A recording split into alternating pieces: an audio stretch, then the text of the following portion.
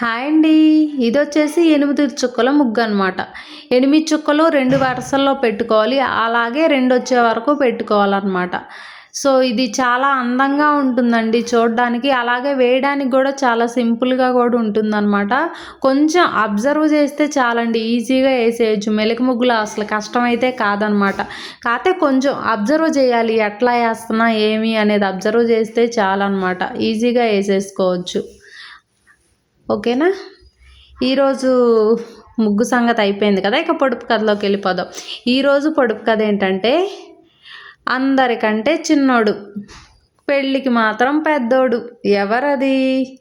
మీకు తెలిస్తే కమెంట్ చేయండి, లేదు అంటే నేను డిస్క్రిప్షన్లో ఆన్సర్ ఇస్తాను, చెక్ చేయండి. ఓకేనా. ఇంకొకసారి రిపీట్ చేస్తాను క్వశ్చను. అందరికీ అంటే చిన్నోడు, పెళ్ళికి మాత్రం పెద్దోడు. ఎవరది? మీకు కానీ మా వీడియో నచ్చినట్లయితే లైక్ చేసి మా ఛానల్ని సబ్స్క్రైబ్ చేసుకోండి. ఓకేనా. మరిన్ని వీడియోస్ కోసం మమ్మల్ని ఫాలో అవ్వండి. Thank you.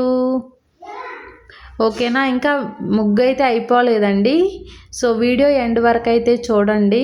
చూస్తేనే మనకి ముగ్గు అనేది వస్తుందన్నమాట.